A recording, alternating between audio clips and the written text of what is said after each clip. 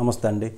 ప్రజల చేత ఎన్నుకోబడి ప్రజల కోసం పనిచేస్తున్నటువంటి పాలకులు భారత రాజ్యాంగాన్ని గౌరవించి ప్రమాణం చేస్తారు. ఎన్నికలకు ముందు రాజకీయాలు ఉంటాయి.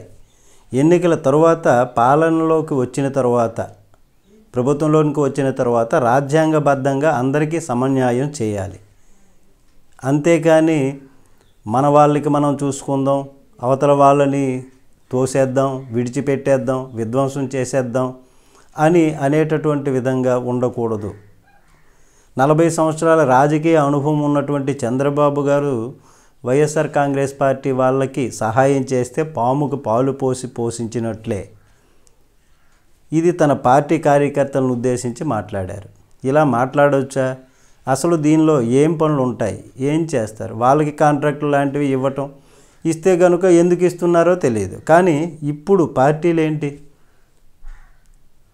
అసలు జగన్ ఇలా అనుకుంటే గతంలో తెలుగుదేశం వాళ్ళకి పెన్షన్లు రాలేదా? తెలుగుదేశం వాళ్ళకి కాంట్రాక్టులు రాలేదా? తెలుగుదేశం వాళ్ళు వ్యాపారాలు చేసుకోలేదా? మరి తెలుగుదేశం పార్టీకి సంబంధించినటువంటి వాళ్ళకి కాపు నేస్తము, ఈబీసీ నేస్తము, రైతు భరోసా అట్లాంటి ఇతర పథకాలు కూడా రాలేదా? అప్పుడు పార్టీలు చూసారా? ఎప్పుడైనా సరే అర్హత ఉంటే పార్టీలకు అతీతంగా వాళ్ళు మావారా వాళ్ళు మీవారా అని లేదు, అర్హులందరికీ కూడా పథకాలు ఇచ్చారు కదా. చివరికి పవన్ కళ్యాణ్ గారు దుమ్మెత్తి పోసినా సరే వారి అభిమానులకు కానీ కార్యకర్తలు కానీ ఏమైనా పథకాలు ఆపేశారా, తీసేశారా? తెలుగుదేశం తిడుతోందని టీడీపీ వాళ్ళు ఎవరో తెలుసుగా. మనమే అనుకుంటున్నాం వాలంటీర్లకు ప్రతి ఇంటికి కూడా వెళ్తుంటారు, వాళ్ళకి డేటా తెలుసు అనేది ప్రభుత్వం దగ్గర ఉంటుంది కదా. మరి టీడీపీ కార్యకర్త ఎవరో, అభిమాని ఎవరో వారికి తెలియదా? వాళ్ళు ఏమైనా విధ్వంసం చేసేసారా? పథకాలు తీసేశారా, ఆపేశారా?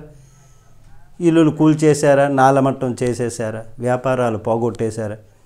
ఎటువంటి విధ్వంసాలు చేయలేదుగా. మరి అప్పటికి ఇప్పటికీ తేడా ఏంటి? లోకల్గా ఉన్నటువంటి ఎమ్మెల్యేలు కక్షపూరితంగా వ్యవహరించవచ్చు కొందరు, దాన్ని రాక్షసత్వమే అన్నాం. అప్పుడు అదే తప్పే అంటే ఇప్పుడు ముఖ్యమంత్రి స్థాయిలోనే ఉన్నటువంటి మా పెద్ద నేత,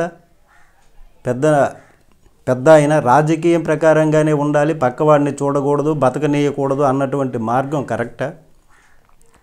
ఇన్నేళ్ళు రాజకీయ అనుభవం ఉన్నటువంటి పెద్ద ఆయన ఆ విధంగా మాట్లాడడం అన్నది కాస్త ఆవేదన చెందాల్సినటువంటి విషయం. దీనిపైన మీ కామెంట్ తెలియచేయండి. నమస్తే.